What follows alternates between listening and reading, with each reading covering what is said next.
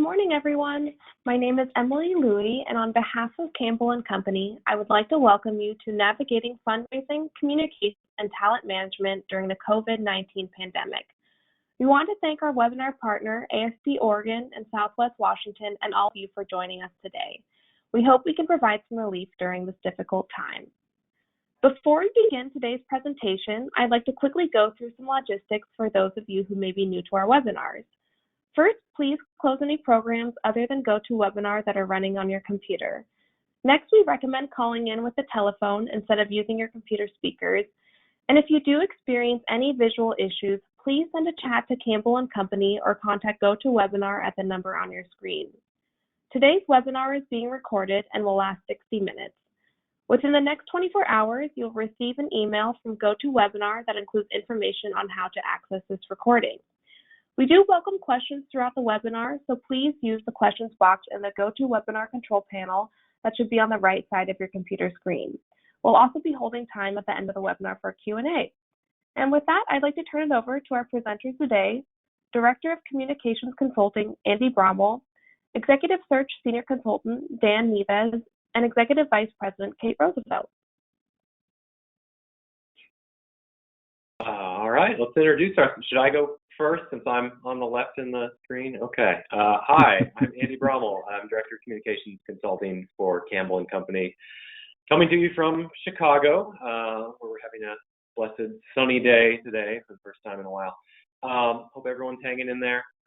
This is a strange time to be talking, but I hope you're keeping things together and staying safe. I've been trying every flavor of LaCroix because I'm that bored and we're just going to go through all of them.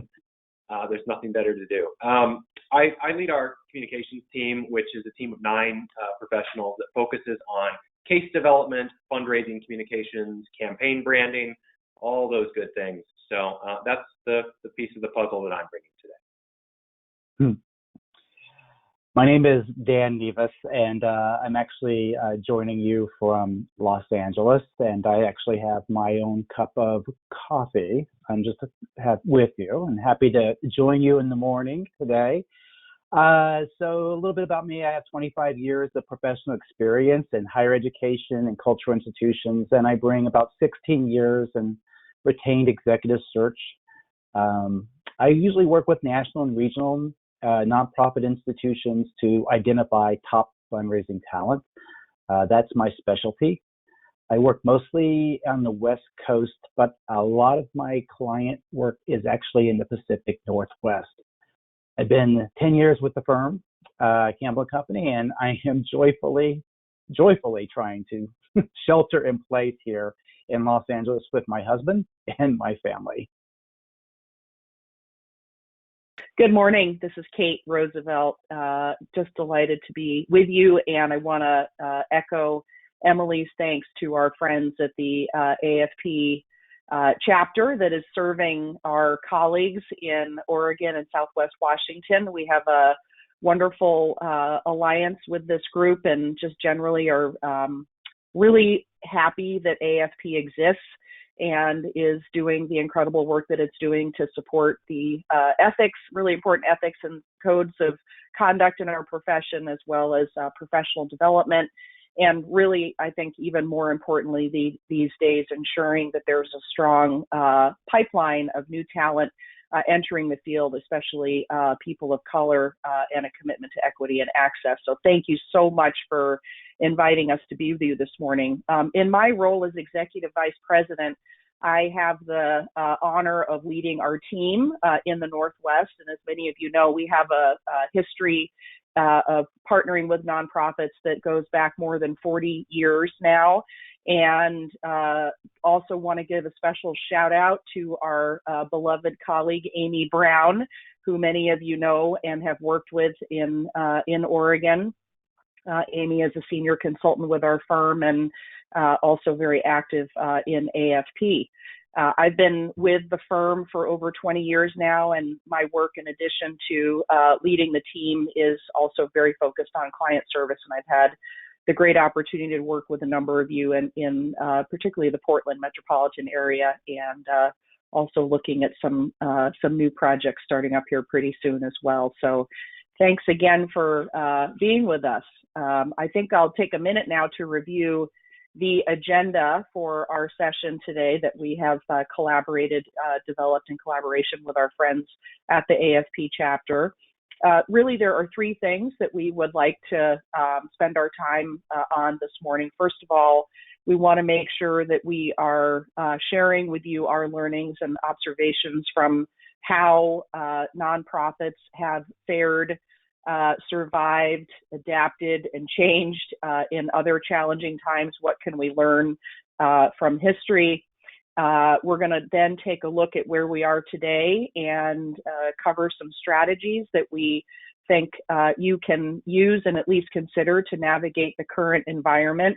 Andy and I will focus on fundraising and communications, and then Dan will share his thoughts on talent management, those three really important topics that I know are on all of your minds at this time.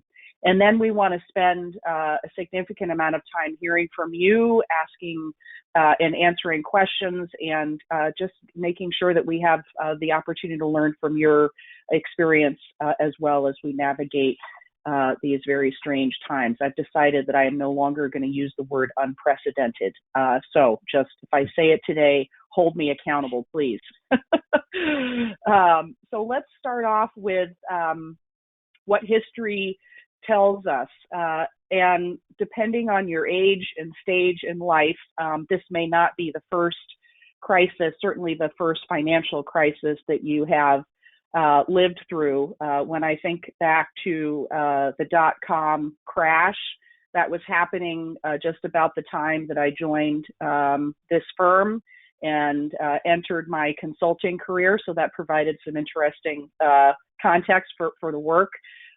We then, of course, experienced as a nation and a world the tragedy of 9/11 in 2001.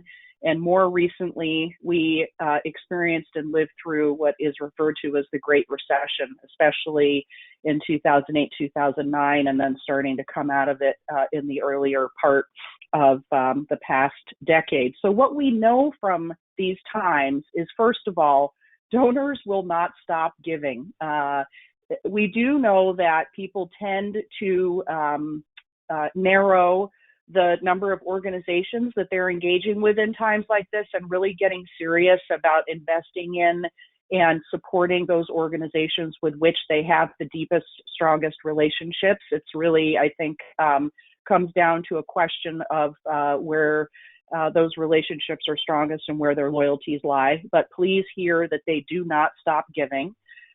Secondly, we know that particularly in times of financial crisis, and this crisis presents a whole another layer of challenge in that, given the public health situation, donors do and will take longer to make decisions about significant gifts that you've asked them to consider, especially gifts that may be funded, if you will, by appreciated stock or other assets that are subject to the ups and downs of the capital markets. The good news is, and this was really true during the Great Recession, that during that time we were working with a number of clients that were engaged in campaigns, and nearly all of them ended up meeting or exceeding their goals. And in some cases, that meant that they had to extend the time frame in which they were fundraising. But they did it and they got there. And I think that's also an important lesson to keep in mind, particularly for those of you who might be in the early stage of launching a campaign or farther along.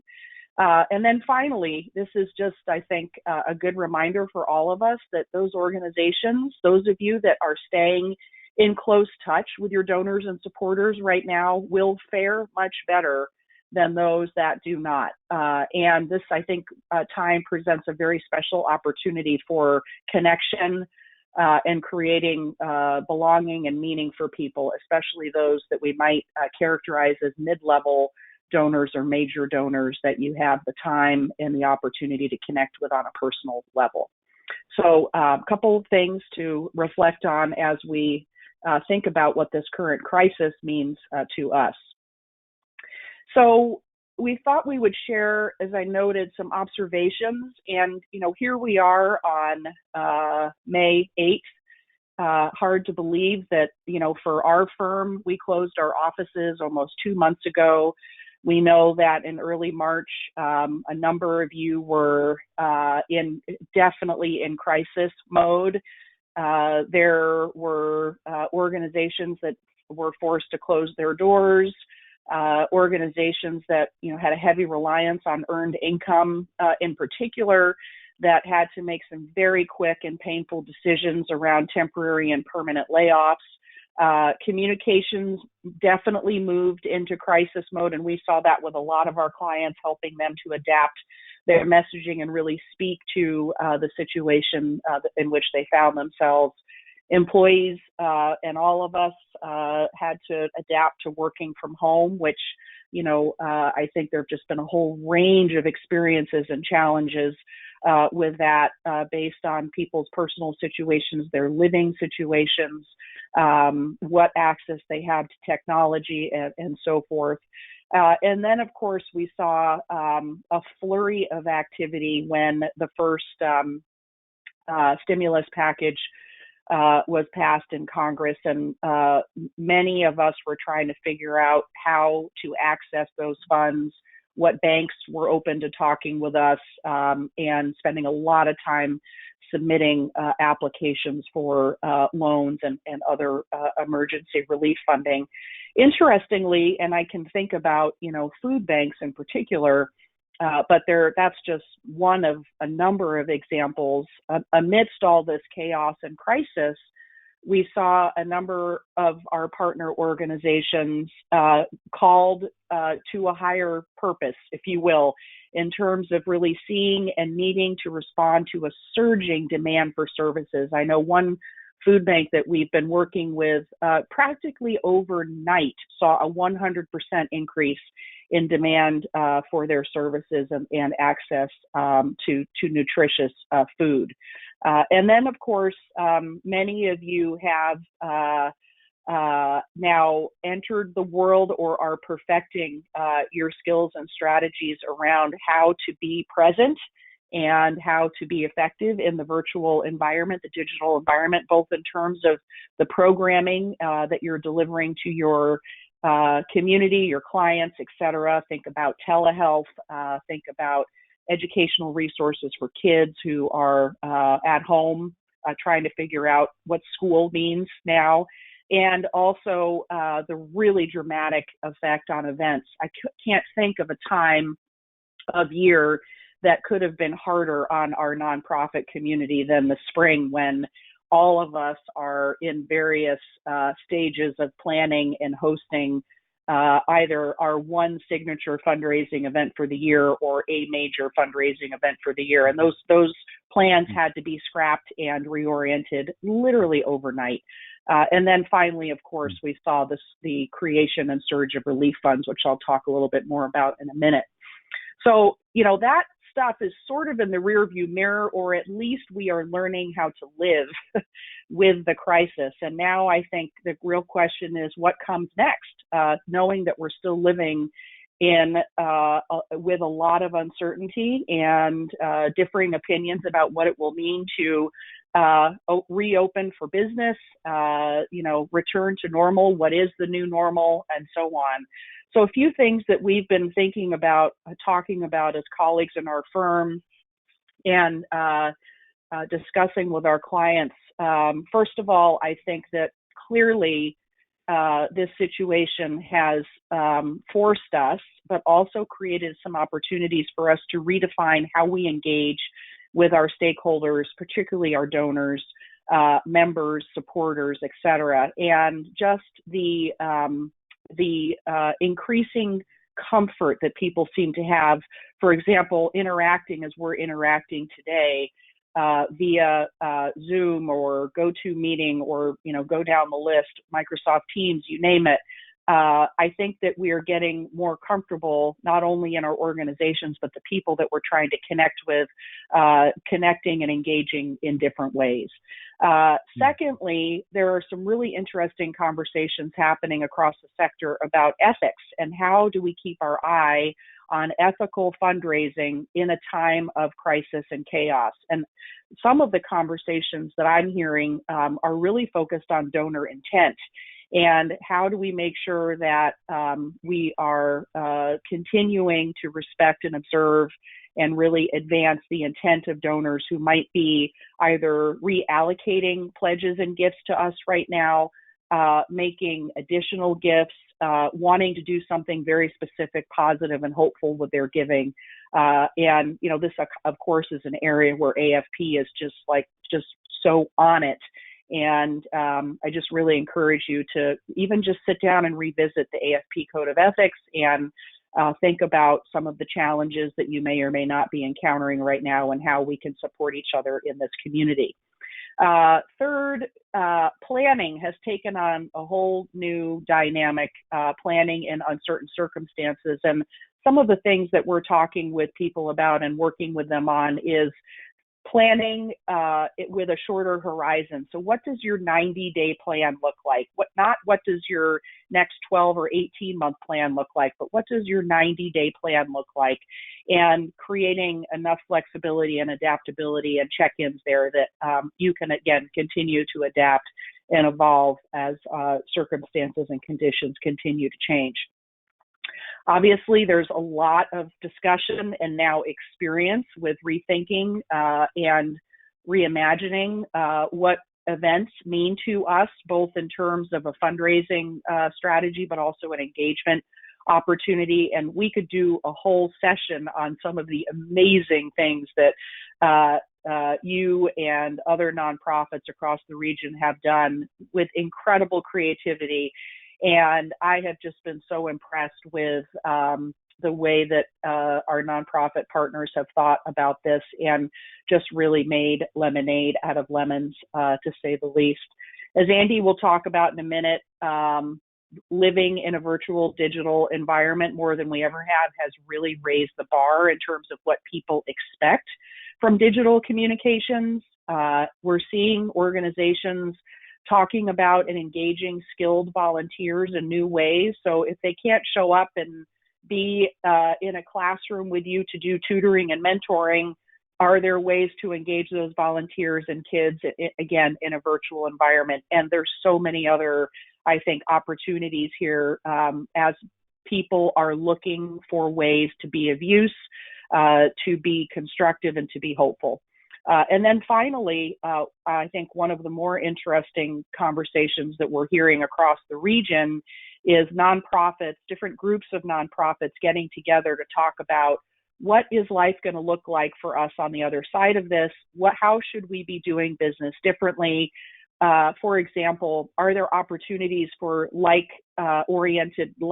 similar organizations to come together and create shared services? You know, if we're all, for example, in the performing arts space, do we all need a separate HR function, a separate finance function, a separate volunteer management function? Is there a way to combine those functions and perhaps be more efficient so that we can not only reduce the proverbial overhead, but also think about how we can be more flexible and nimble and adaptable moving forward? So those are some of the things that we're thinking about, and we really look forward to hearing what you're thinking about and what questions you're sitting with right now when we get to that section of our session today.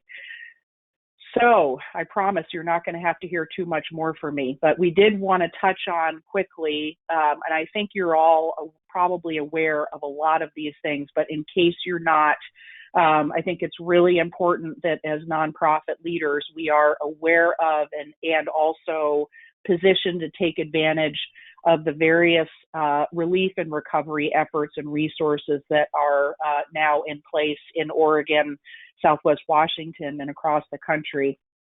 I would imagine that a number of you have interacted with some of the programs that were created under the CARES Act, certainly the infamous Paycheck protection program. We know that the first round of funding there was, problematic, especially for smaller organizations led by and serving people of color. Think about, people and organizations that don't have strong banking relationships, et cetera. And I hope that some of that is being corrected for now. I know, just reading an article yesterday, that the average size of loans has decreased, which seems to indicate that more organizations will be funded and more smaller organizations will be funded, we hope. We know that unemployment benefits have been expanded depending on where you live and how the U.S. mail is working. You may or may not have received your personal stimulus check. And then, of course, there are a couple of really positive provisions that were included regarding charitable giving. If you are not familiar with those, please familiarize yourself with those provisions. We've got a piece on our website that speaks to that. I think in addition to increasing the maximum charitable deduction for qualified contributions for those people who itemize, there is also now a provision that those who don't itemize and take the standard deduction can make a tax deductible gift of up to $300 in 2020. So these are great things to be publicizing to your donors and to your community. Oregon Community Foundation, not surprising, has just been a beacon of hope and philanthropic activity, setting up a number of funds. And I think at last count, when I pulled this together late last week, nearly $15 million had been donated from nearly 400 contributions,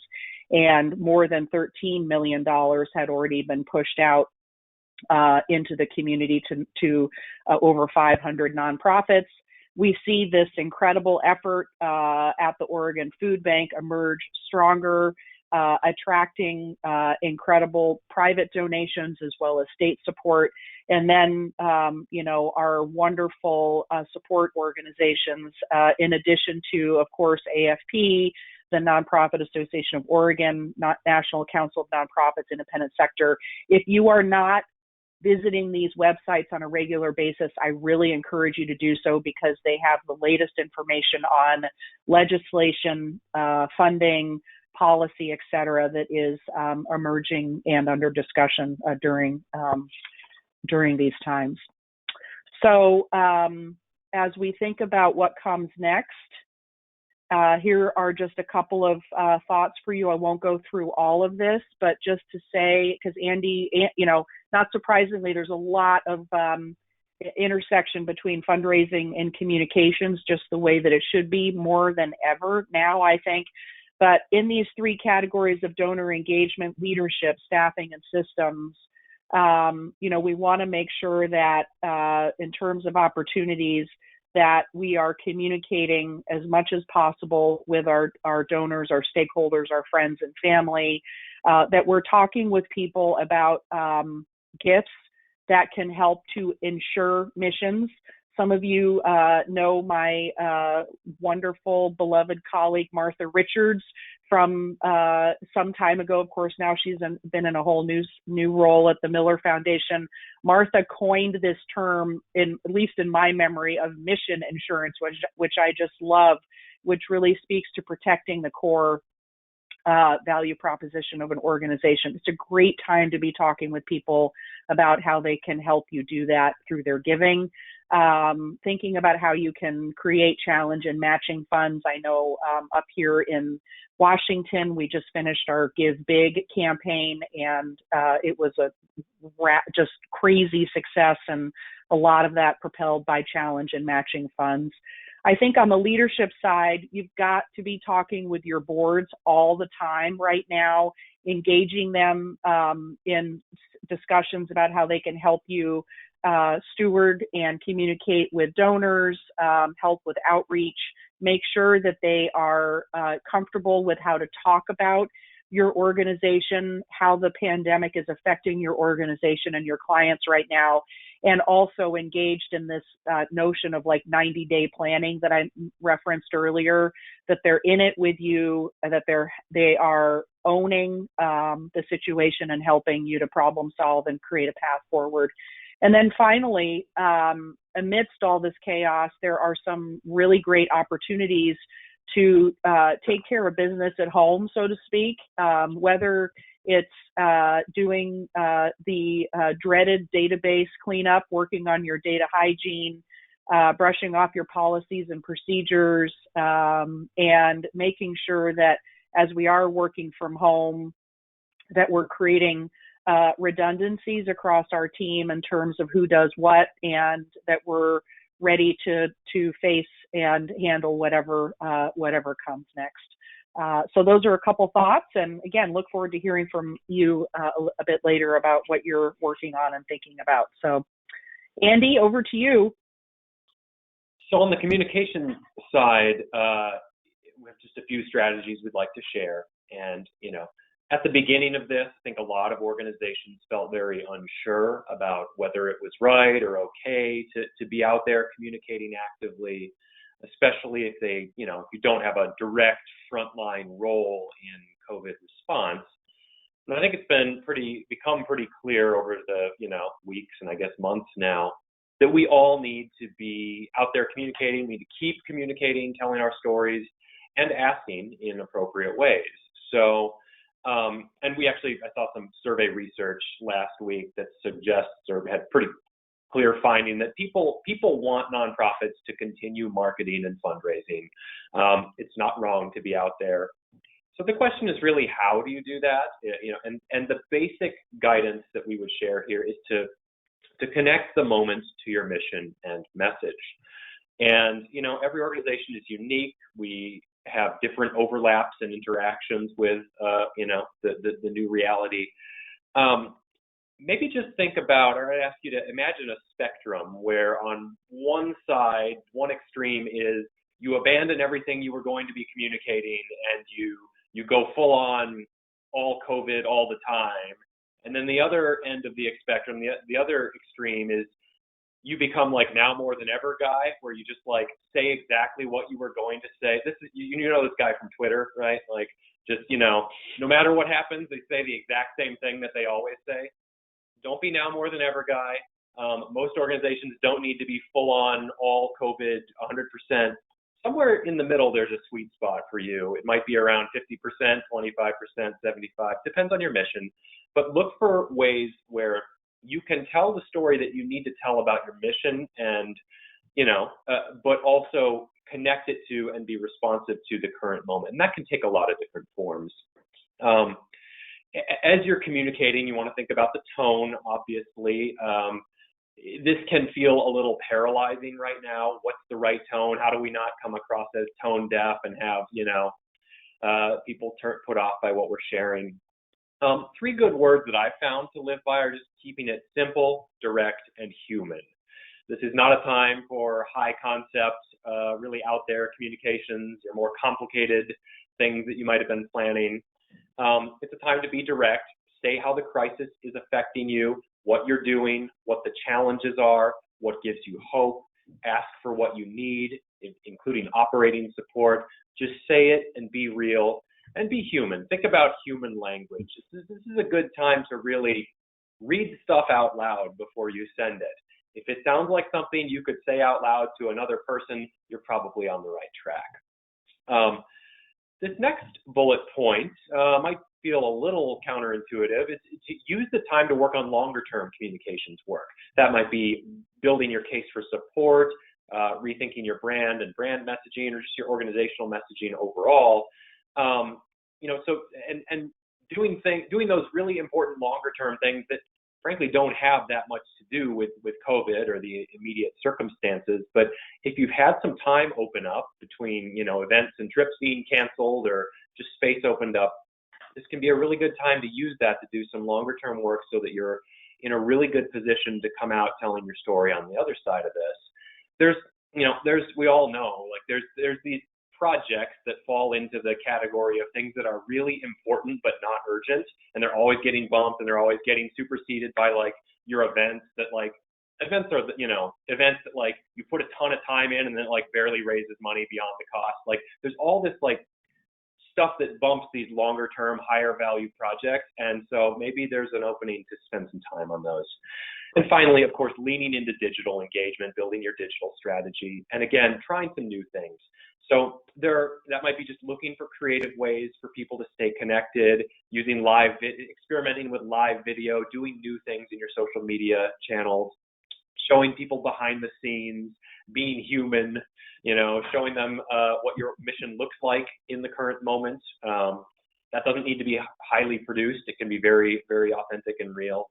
As you're replacing in-person events with virtual communications and engagements, and doing more personalized phone and even Zoom outreach so that you're, reaching people when we're finding in many cases they are somewhat receptive. They don't mind hearing from the organizations that they feel good about, that make them feel good about their world. So I think it's, above all, it's a time to try some new things. Some will work, some won't, but you'll learn from all of it. And you might come out rethinking things, some things you were doing in the past that maybe you don't have to do any. I don't think all the events are going to come back in exactly the same way we used to be doing them. So it's a time to rethink and try some new things. Turning to talent management, and thank you, Andy. I really appreciate your thoughts on keeping things human language, and really messaging around mission. In this session, I just really wanted to focus less on hiring. It's more about surviving and thriving with your teams during the pandemic. And many points that both Kate and Andy have raised, around, relationship and donors and keeping your messaging around mission and also strong communications really is just as important, working and managing within your teams. And we've had conversations and also conversations for nonprofit leaders in the Pacific Northwest. And what we're learning and hearing from them is simply that leadership is really essential at this time. When we talk about external communications, you also internally within the leaders during a crisis need to be able to communicate in a very open, honest, authentic way, and an approach that brings forth a lot of empathy. That's what Andy is saying about that human messaging that comes across, and it needs to be not outward, it also needs to be inward. And this is not just the development manager or the director of development. This includes the executive director. This includes board members. This includes any managers within the organization, so that they are united in that kind of tone that they're setting to the teams. Now, what I've heard is that no one has the COVID-19 playbook, right? And so, you have to really believe that it's okay to say, I don't know, or I'm sorry, we're not sure about that, and really feel able to own that. Leaders speak more frequently to teams these days. That's what we're hearing. They're working from home. So there's some anxiety working from home. It's new. They're not used to it. And we have the uncertainty. So it's important to have the frequent communications as well. Nonprofits are reducing to what they're saying is the essential teams. And there's hiring freezes are being used. And then also there are many nonprofits that are going through paid reduction. There are layoffs and furloughs. Layoff is the most extreme form and drastic action, which, severing your tie with an employee, and that's tough. Furloughs, which are unpaid leave, is being used much more than we've ever seen it before, and actually since the Great Recession, where we were seeing it around 3 or 4% of nonprofits. It's actually gone way up more in any of the conversations that I had. So actually a furlough is better in the long run, since layoffs, and rehiring staff, that cost around turnover is actually a hidden cost that studies have shown that it's actually 2 to 3 times one staff member's annual salary in cost. So it's important that you want to be able to be ready when you come back to have your team ready to move. Talent is more important than ever before, particularly in a crisis.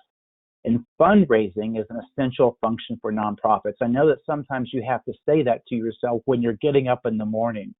because it's a really already fundraising is a tough area to work in, but working within that space is essential. But we're seeing this really, however, unevenly distributed, where human services and healthcare might see more of an upswing. Kate mentioned the food relief organizations. Homelessness is having higher demand and funding as well.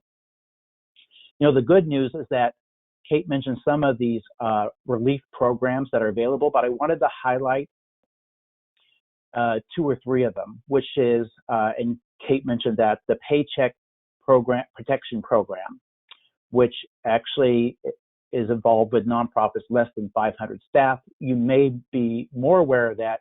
You may be less aware around the Families First Act, which is an extension of the Family and Medical Leave Act, requiring certain employers to provide paid sick leave to employees who are quarantined, or they actually have a family member with COVID-19 and they're caretakers at this stage, or they actually have kids, under 18, that are actually not able to go to school or be in their daycare centers because of COVID-related conditions.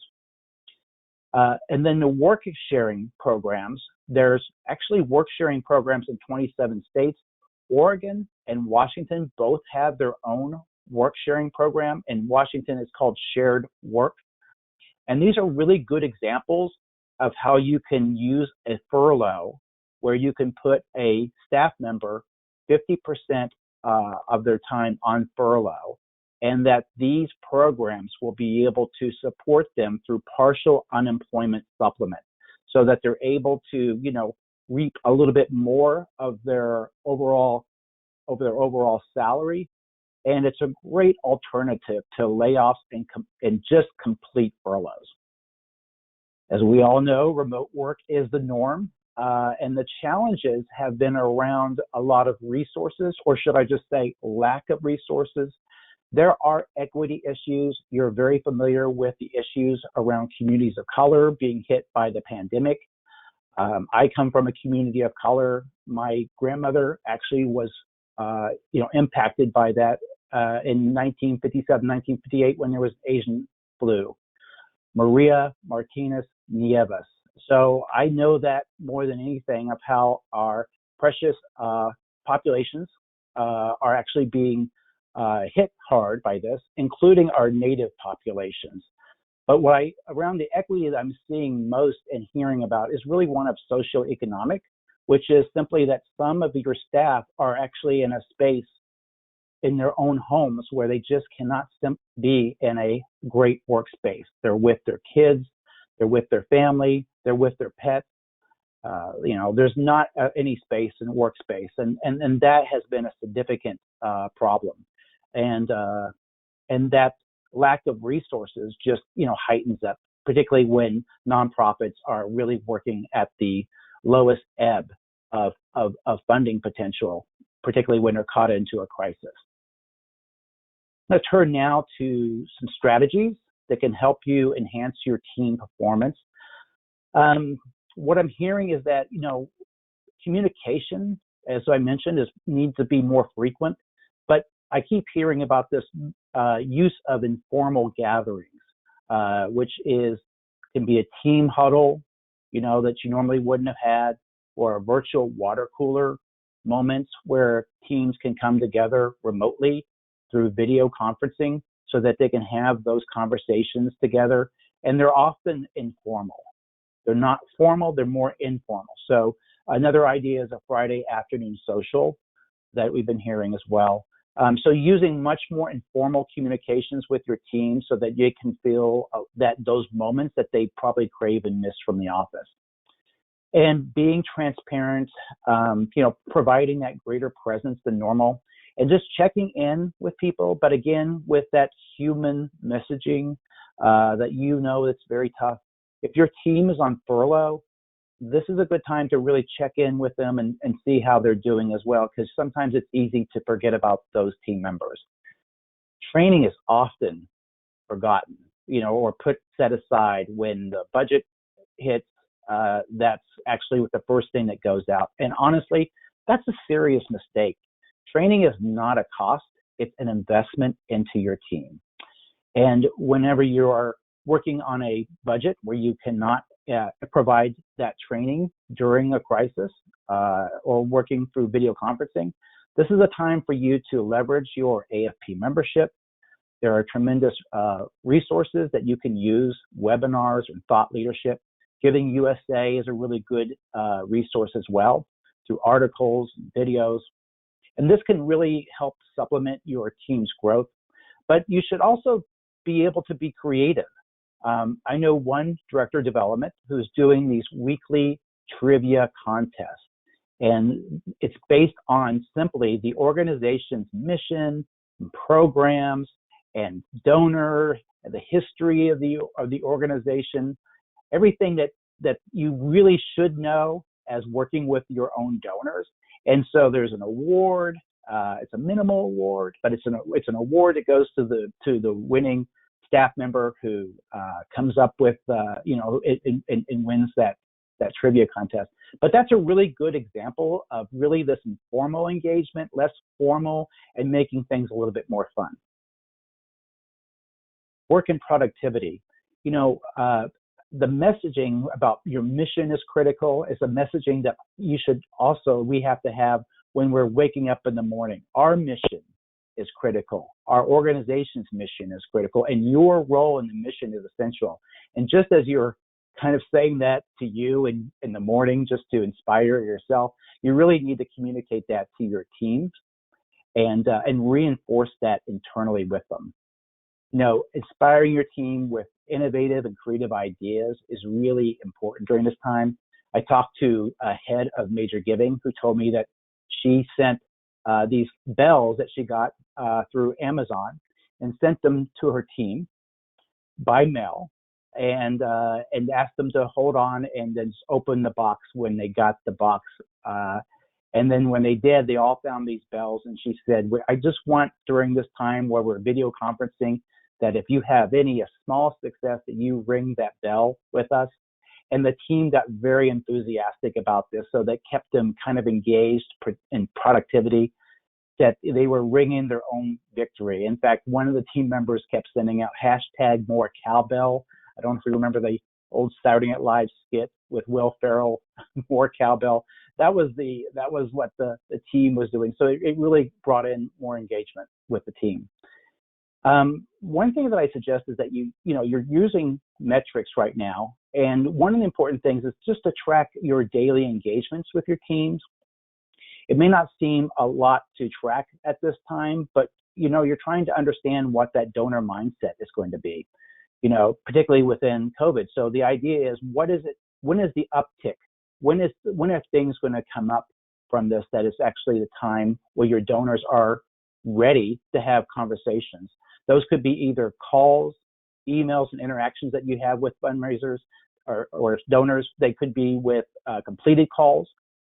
They could be incomplete calls, left voice messages, website tracking, whatever those clicks. That's important information that you should be tracking daily. And it's also good information that you can share with your leadership so that they can understand how the evolving donor response is happening during a crisis.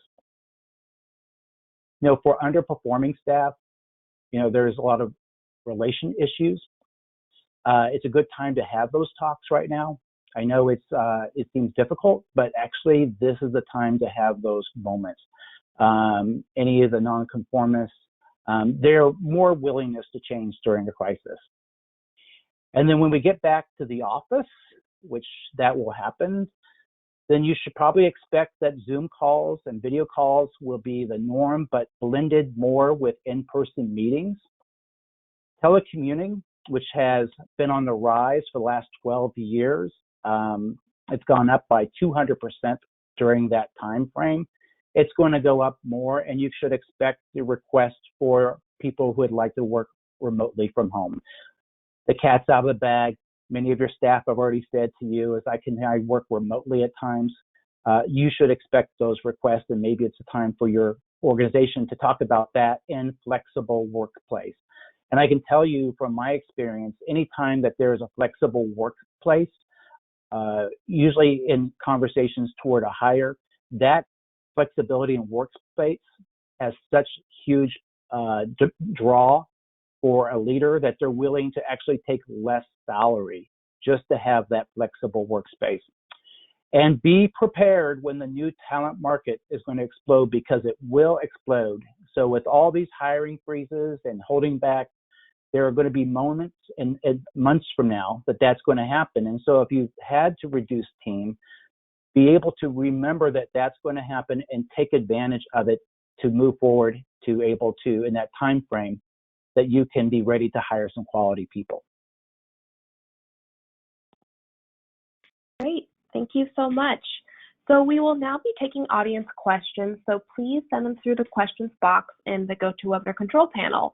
We also would love to hear about your experiences and how your organization has been responding to COVID-19, so we hope you send those through as well. So our first question is, we are embarking on a campaign and are wondering if it's appropriate to move forward with funders during this time. How should we be working on our messaging and planning while still being sensitive to the current environment?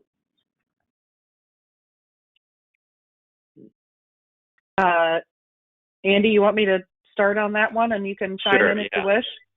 Good. Please. And because I have the proverbial microphone, I'm going to take 10 seconds to do one other thing, which is to add to the list of the resources that I shared earlier. I wanted to make sure that I gave a special mention to the nonprofit network of Southwest Washington, as well as the Community Foundation of Southwest Washington, both of which have an amazing array of resources on their websites for those of us who are looking for help and community right now. And you might also make a note of Philanthropy Northwest has a great COVID-19 resource page as well. So please be sure to add those to your list of great partners and resources that are out there for all of us to help all of us move forward. So I think, in terms of campaign planning right now, the way that we're thinking about it is that it's actually a really good time to be doing a lot of the internal work that is required to get ready to launch a campaign. So think about case development, think about assessing your internal readiness in terms of staffing. Are the right people in the right seats? What additional capacities or competencies might we need to support a campaign effort moving forward? What's the right time to bring those people or resources on board?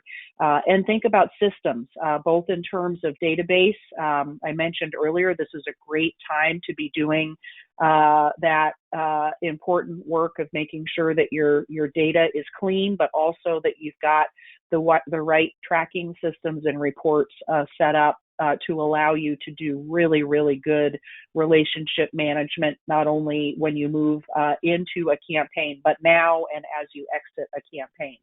So it's a great time to be doing a lot of the internal preparation, sort of getting the machinery and the infrastructure together. And it's also a great time to be cultivating donors, potential funders for a campaign, simply inviting them into the conversation so that you can test with them kind of your case messaging, see what's responding with them, use them as an informal or formal advisor, and begin to ask them questions around, how are they thinking about their giving overall, their giving priorities, and when would be a good time for you to continue the conversation with them about potentially getting involved with their campaign and supporting the campaign effort. So really focusing on the internal work, case work, and early donor cultivation is absolutely, this is a great time to be doing that. I think the piece that is a little bit more nuanced that also requires you to be in close conversation with your donors is if you're doing a planning study, when do you do the interviews? When are people going to be in the right mindset to have a forward-looking conversation with you about their potential participation in giving, and then ultimately, when are they going to be ready to join you and make a commitment? So those are a couple things we're thinking about and talking about, but I would just say, again, that this is a great time to be doing some aspects of campaign planning to get ready so that you're ready to move when the time is right. Andy, do you want to add anything to that? Sure. I mean, that was pretty comprehensive, but I mean, part of the question, the only thing I add is just part of the question was, is it okay? Basically, like, is it okay to be approaching potential funders right now? And I would just say, like, don't assume that it's not. The conversation starts in a different place now. It probably starts at, like, how are you doing as a human, you know? And then you can go from there and talk about, you know, how COVID is affecting you. What, you know, the conversation starts in a different place, but there's no reason to assume that, at least to assume preemptively, that people won't be ready to still hear about your plans for the future. Maybe they'd like to hear about something positive and aspirational right now, even if they can't make a gift today or next week. So yeah, I just don't take it off the table, and trust yourself as a skilled communicator and fundraiser to know how to navigate those conversations. And one thing I was thinking about while Kate was kind of sharing that great, like, picture of all the things you can do is I just kept thinking about qualification. So I'll give you the, like, every Campbell Company report I've written over the last 13 years has based, like, I don't think we've ever found a client that is doing all of the qualification work that it could be doing. There's so many organizations have this great list of potential prospects, and they don't know who the best, you know, 200 or 20 or whatever to focus on are. And, you know, that's almost always the case. So there's a lot of good qualification work you can be doing right now. Thank you. I wanted to share a comment submitted by Anthony, who says, our donors have loved hearing from people other than just the executive director, like frontline staff, board, and those we serve. We did this as a simple webinar update with time for Q&A. Thanks for sharing with us, Anthony. Great. And then our next question. Yeah, Emily, if I could just comment on that thing. I mean, that's such a fantastic example of how to do thoughtful engagement right now, and there's so many layers to that. There is, first of all, inviting donors and stakeholders in to hear about, you know, what's happening in the organization, how you're adapting and responding. It's also a great way to introduce and showcase other leaders in the organization, so that people can really come to appreciate maybe their primary relationship is with the executive director or the development director, and giving them the opportunity to come into relationship with other people that are directly involved with program, for example, it is such a great time to be doing that. So just want to put a double underline to that. Great idea. Great, thanks. Our next question is, as we acquire new donors who give to COVID-specific funds, how do you recommend integrating those donors into our ongoing fundraising efforts?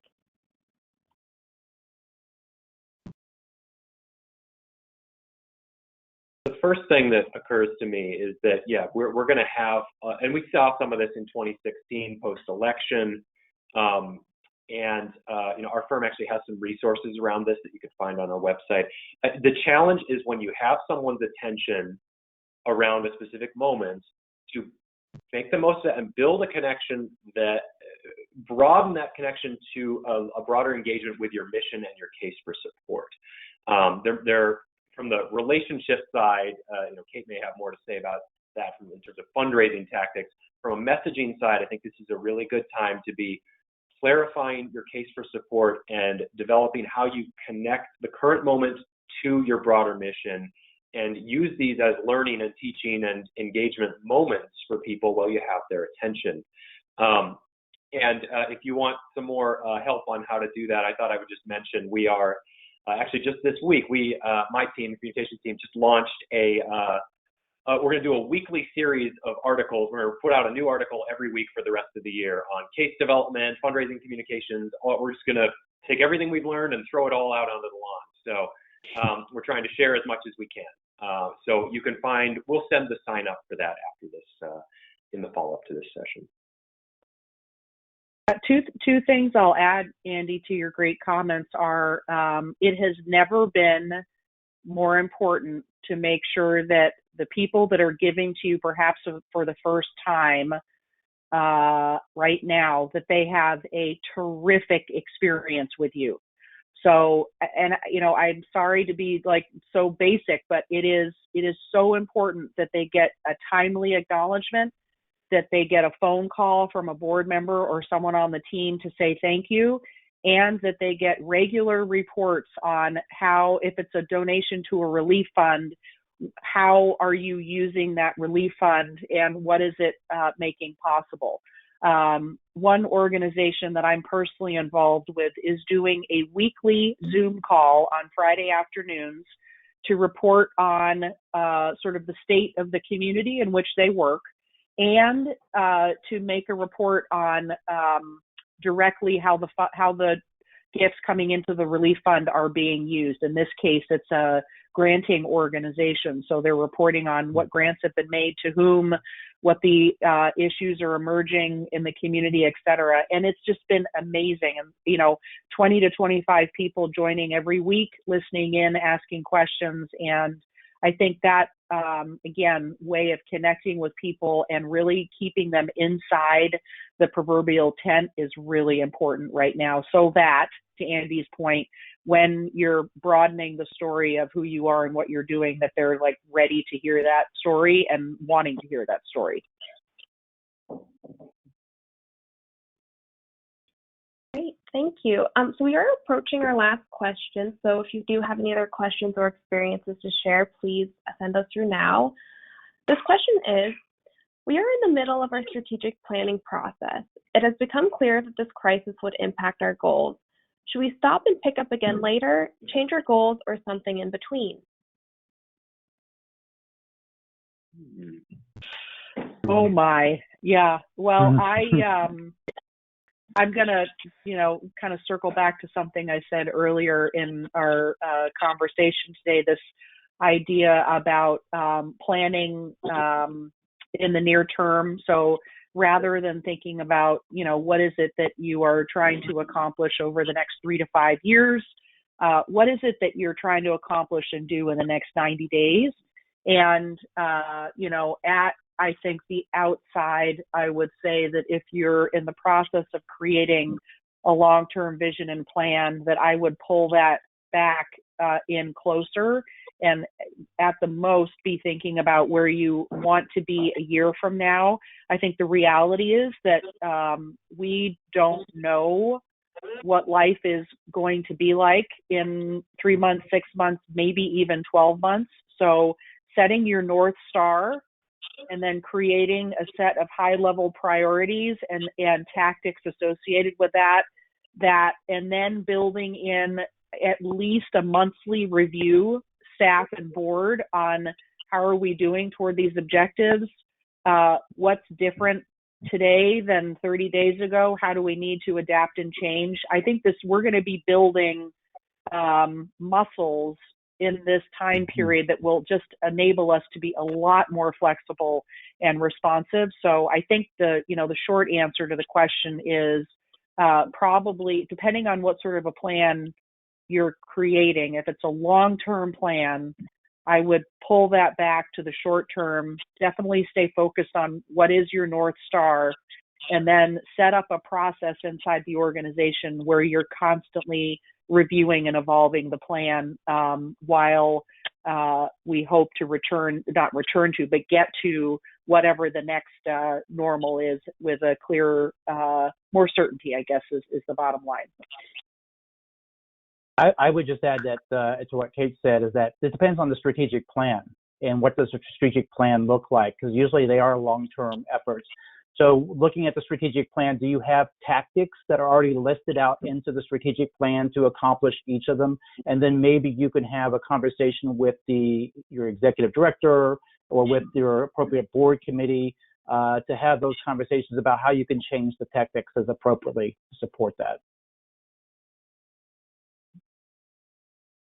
Great. Thank you so much.